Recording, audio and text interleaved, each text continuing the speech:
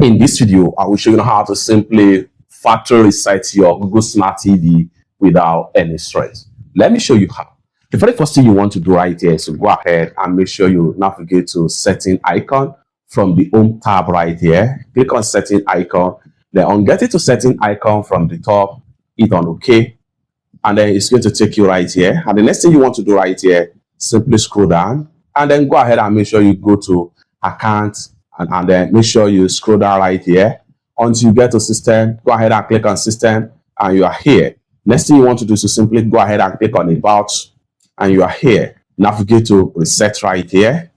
Just like so, you are going to be taken to factory reset. Just click on OK and everything about a TV is going to be factory reset and become a new TV. All the information you have on your Google Smart TV is going to be deleted completely and then the TV become new. You can now start afresh to install whatever you want to install on your Google Smart TV. It's that simple. For more useful tutorial, tips and tricks on how best to use your Google Smart TV, consider to subscribe. Thank you so much for watching and I hope to see you in my next video. Peace.